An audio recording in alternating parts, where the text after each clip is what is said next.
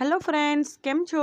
आज आपणे बनावीशुं मीठी भाखरी अने गोळवाળી बिस्किट भाखरी पण कहेवाय छे। आ भाखरी टेस्टमां खूब ज सरस लागे छे अने आ भाखरीने 10 થી 15 દિવસ सुधी एरटाइट डब्बामां स्टोर पण करी शको छो। तो चालो बिस्किट भाखरीनी रेसिपी जोई लईए। फ्रेंड्स, रेसिपी सारी लागे तो मारी चेनलने सब्सक्राइब करजो।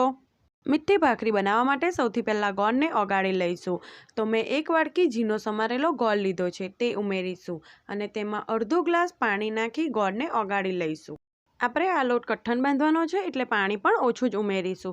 एक वखत सारी रीते मिक्स करी लईशुं। पाणी गरम थशे एटले गोळ ओगळता वार नहीं लागे।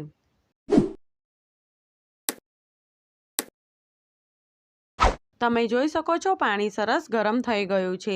તો હવે આ ટાઈમે ગેસની ફ્લેમ બંધ કરી દઈશું અને ગોળને 1 થી 2 મિનિટ સતત હલાવતા રહીશું જેથી ગોળ સરસ ઓગળી જાય। ગોળ ઓગળી જાય પછી પાણીને થોડું ઠંડુ થવા દઈશું। તો તમે જોઈ શકો છો ગોળ સરસ ઓગળી ગયો છે અને પાણી પણ ઠંડુ થઈ ગયું છે। તો હવે આ પાણીથી જ ભાખરી જેવો લોટ બાંધી લઈશું। હવે એક મોટા વાસણમાં 2 વાટકી ઘઉંનો કકરો લોટ લઈશું। परफेक्ट माप माटे तमे कोईपण एक वाटकीनुं माप सेट करी लो जेथी भाखरी टेस्टमां खूब ज सरस बनशे। साथे ज तेमां अर्धी वाटकी घऊंनो नॉर्मल रोटलीनो लोट पण उमेरीशुं। हवे तेमां 2 मोटी चमची घीनुं मोण नाखीशुं। तमे घीनी जग्याए तेलनुं मोण पण नाखी शको छो। 1 चमची वरियाली, 1 चमची तल, 1 चमची खसखस नाखी बधुं सारी रीते मिक्स करी लईशुं। वरियाली अने खसखसनो टेस्ट आ भाखरीमां खूब ज सरस लागे छे। तमे आ भाखरीमां काजू बदामनो पाउडर करीने पण नाखी शको छो। बधुं सारी रीते मिक्स थई गयुं छे अने मोणनुं प्रमाण आ रीते चेक करी लेवानुं। तो आ रीतनुं मुठ्ठी भरतुं मोण होवुं जोईए तो ज आ भाखरी उपरथी क्रिस्पी अने खावामां फरसी बनशे। हवे थोडुं थोडुं गोळनुं पाणी नाखी लोट बांधी लईशुं। आ लोट आपणे कठ्ठन बांधवानो छे एटले के परोठा करता पण थोड़ो कठ्ठन बांधवानो छे एटले आपणे थोडुं थोडुं पाणी नाखीने ज लोट बांधीशुं। लोट ढीलो ना बंधाय तेनुं खास ध्यान राखवानुं, नहीं तो भाखरी खावामां कड़क बनशे। एटले आपणे गोळ ओगाळती वखते ओछुं पाणी नाखवानुं जेथी मीठाश पण जळवाई रहे अने लोट पण कड़क बंधाय। आ रीते थोडुं थोडुं पाणी नाखीने हूँ कड़क लोट बांधी लईश। तो आपणो लोट बंधाई गयो छे अने तमे जोई शको छो आ रीतनो कड़क लोट बांधवानो छे। हवे लोटने ढांकीने 5 થી 10 मिनिट रहेवा दईशुं। 10 मिनिट पछी तमे जोई शको छो लोट सरस सेट थई गयो छे। तो हवे थोड़ो लोट लई तेना मीडियम साइजना लूवा करी लईशुं।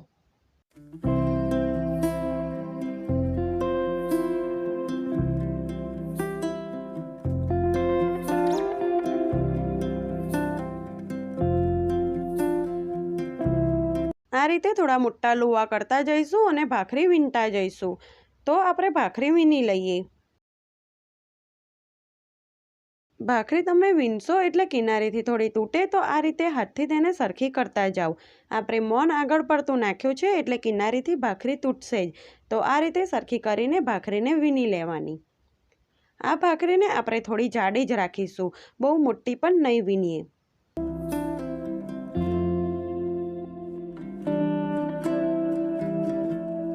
आ रीते आखी भाखरी वीणाई जाय पछी फरीथी भाखरीने किनारीथी आ रीते हाथथी सरखी करी लेवानी एटले भाखरी एकदम सरस गोल थई जशे अने किनारी पण तूटेली नहीं लागे। अने तमे जोई शको छो आ रीते जाडी भाखरी राखवानी छे। तो आपणे भाखरीने शेकी लईशुं। तो मैं तवीने पहेलेथी ज गरम करवा माटे मूकी दीधी हती। तो तवी सरस गरम थई गई छे। तो भाखरीने स्लो फ्लेम पर शेकी लईशुं। आ एक भाखरी शेकाता लगभग 5 થી 7 मिनिट जेटलो समय लागे छे। एक साइडथी भाखरी शेकाई जाए एटले तेने फेरवी लईशुं अने बीजी साइड पण शेकी लईशुं। आ भाखरीने शेकवामां बिलकुल पण उतावळ नहीं करवानी, नहीं तो उपरथी शेकाई जशे अने अंदरथी काची रहेशे। तो आपणे बंने साइडथी भाखरीने बराबर शेकी लईशुं।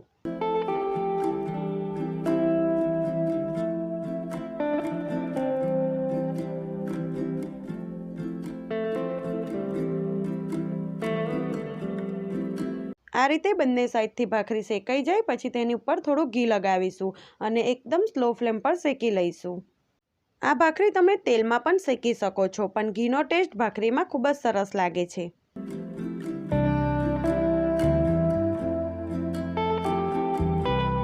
તો તમે જોઈ શકો છો આપણી ભાખરી બંને સાઈડથી એકદમ સરસ શેકાઈ ગઈ છે.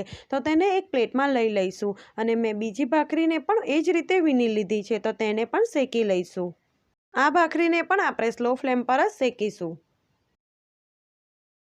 આ રીતે એક સાઈડથી ભાખરી શેકાઈ જાય એટલે તેને બીજી સાઈડ પણ શેકી લઈશું. તો પહેલાં કહ્યું એ જ પ્રમાણે ભાખરીને બંને સાઈડથી ગોલ્ડન બ્રાઉન કલરની શેકી લઈશું. 3 થી 4 મિનિટ પછી તમે જોઈ શકો છો ભાખરી બંને સાઈડથી સરસ શેકાઈ ગઈ છે. આ રીતની ભાખરી શેકાઈ જાય પછી જ તેની ઉપર ઘી લગાવી દઈશું અને આ ભાખરીને સ્લો ફ્લેમ પર જ શેકવાની છે, એટલે ઉપરથી ક્રિસ્પી અને ખાવામાં એકદમ સરસ ફરસી બને. આ મીઠી ભાખરી તમે નાના બાળકોને લંચ બોક્સમાં પણ આપી શકો છો. આ ભાખરી ખાવામાં હેલ્ધી અને ટેસ્ટમાં પણ સરસ લાગે છે. તો આ ભાખરી પણ સરસ શેકાઈ ગઈ છે, તેને એક પ્લેટમાં કાઢી લઈશું. હું એ જ રીતે બીજી ભાખરીને બનાવી લઈશ. તો મેં બધી જ મીઠી ભાખરી બનાવી લીધી છે. આટલા માપમાંથી 7 થી 8 નંગ જેટલી ભાખરી બને છે. આ ભાખરી ઠંડી થઈ જાય પછી તમે એરટાઇટ ડબ્બામાં ભરી 10 થી 15 દિવસ સુધી સ્ટોર કરી શકો છો. આ રેસીપી તમે ઘરે એક વખત જરૂરથી ટ્રાય કરજો. ફ્રેન્ડ્સ, રેસીપી સારી લાગે તો મારી ચેનલને લાઇક, શેર અને સબસ્ક્રાઈબ કરજો.